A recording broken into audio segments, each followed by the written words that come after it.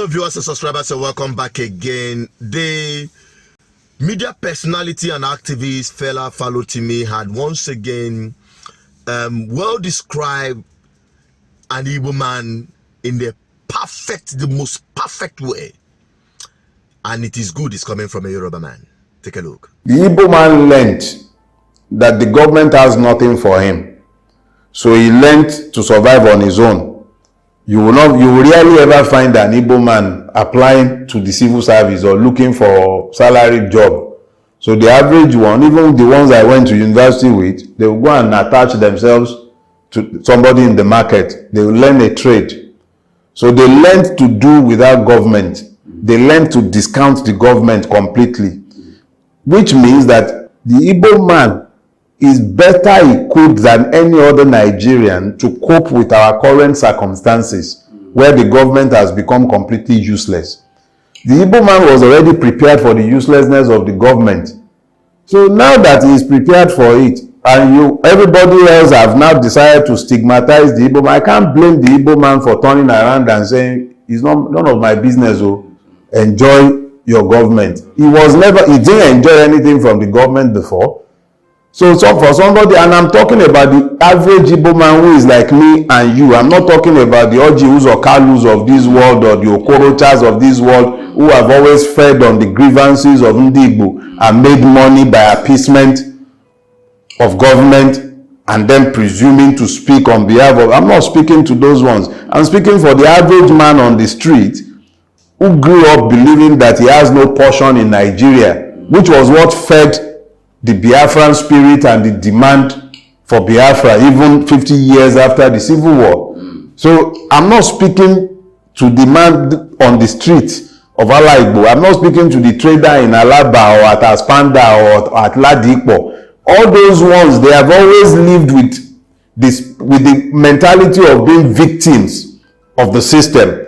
So when a victim of the system is telling you, leave me out of your protest, go and deal, because it wasn't gaining anything from the system in the first place. So if he wasn't gaining anything from the system in the first place, he has nothing to lose if the situation becomes... The only thing that is happening now is that more victims are being recruited into the Nigerian mess. So why should he, who was always a victim, further victimize himself by joining those he believes are responsible for his victimhood? Unfortunately, it only assures the victimization of everybody. But it is now incumbent on those of us who know better to help him to understand that, yes, we understand that was yesterday. But for us to all come out of this together, you would have to move away from that pain to now walk. Now at least everybody is now suffering. Yorubas will say that it means that until suffering is democratized, it is not possible to end it. The suffering in Nigeria has now been democratized. Long ago, I predicted that the Nigerian revolution will start in northern Nigeria. The only reason I said so at the time is because the North had always been the reason we could not find common purpose to fight the evil.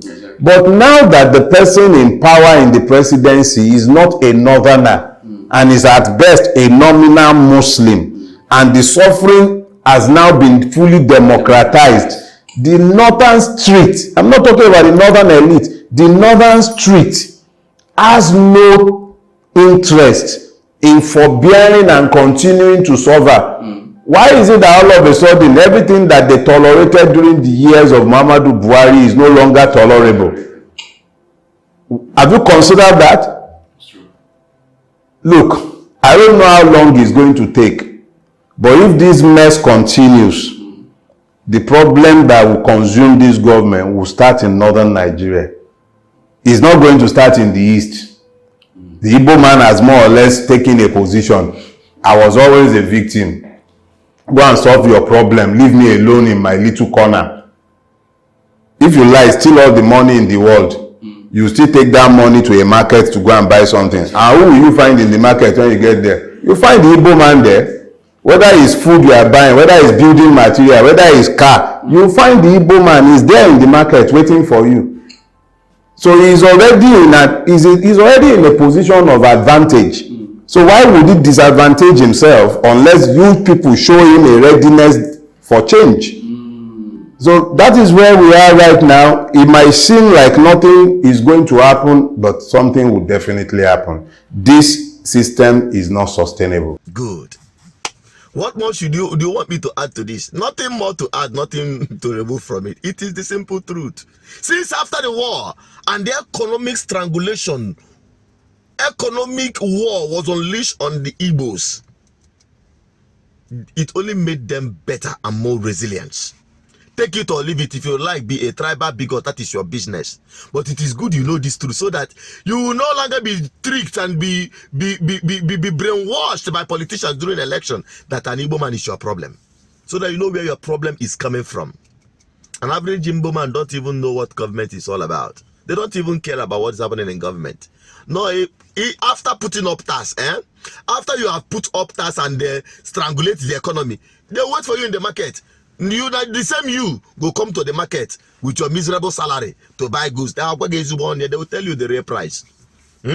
So if you like, the rest of Nigerians continue being used against an Igbo people or this Igbophobic mentality, then you go no say now you do yourself. Make I not talk too much because Fela Farotimi had said it all. What's your take on it? If you believe in it, if you share the same, why don't you drop your own opinion on the comment section and like it? Don't forget to share. About Suchino Peters, the advocate for good governance. Bye-bye for now.